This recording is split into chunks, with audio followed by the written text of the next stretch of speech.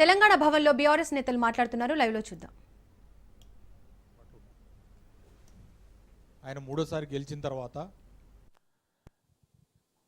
నాతోని చెప్పుకున్న మాట చాలా ప్రెజర్ ఉంది అజయ్ నా మీద, కానీ నేను కేసీఆర్ గారిని వదిలిపెట్టి నేను పోవాలని లేదు, ఇక ఈ జీవితం కేసీఆర్ గారితోనే, మళ్ళా తప్పకుండా కేసీఆర్ గారే ముఖ్యమంత్రి అవుతారు అని తన కడుపులో ఉన్న లాయల్టీ ఏదైతే ఉన్నదో ఆ రోజున చెప్పుకోవడం జరిగింది. సరే, కేసీఆర్ గారు ఆ కుటుంబానికి మళ్ళీ అవకాశం ఇచ్చి ఆయన అకాల మరణం, principle of natural justice, third time ఆయన హ్యాట్రిక్ ఎమ్మెల్యే, ఇంకా 3.5 సంవత్సరాలు మిగిలింది కూడా యాక్చువల్ ప్రజలు ఆయనకి ఇచ్చిందే. ఆయన చనిపోతే సరే, ఆయన భార్య ఆయన కుటుంబానికి ఇస్తే,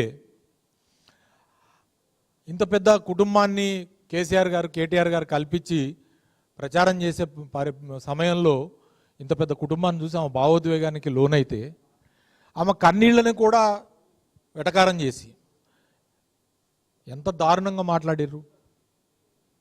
ఈ మంత్రులు మాట్లాడిన మాటల్ని ఈ రాష్ట్రం మొత్తం చూసింది, జూబ్లీహిల్స్ ప్రజలందరూ చూశారు, మహిళా లోకం చూసింది. చాలా బాధాకరం. మొన్న కూడా ఆమె అన్నది,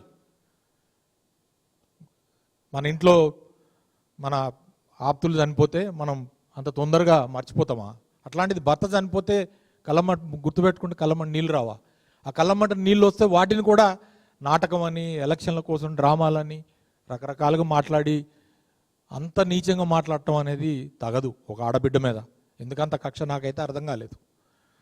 అది ఇవాళ మేము స్పెసిఫిక్గా చెప్పదలుచుకున్నది, ఈ కేసీఆర్ గారి 10 ఏళ్ల ఒక్కసారి ప్రభుత్వం చూస్తే హైదరాబాదే కాదు, తెలంగాణ రాష్ట్రంలో అన్ని కమ్యూనిటీస్కి ఏ రకంగా గుర్తింపు లభించిందో కమ్మ కమ్యూనిటీకి కూడా అంతే ఈక్వల్గా గుర్తింపు ఇచ్చి ఆయన పార్లమెంటరీ పార్టీ లీడర్, ఈ పార్లమెంటరీ పార్టీకి ఫ్లోర్ లీడర్గా చేశారు.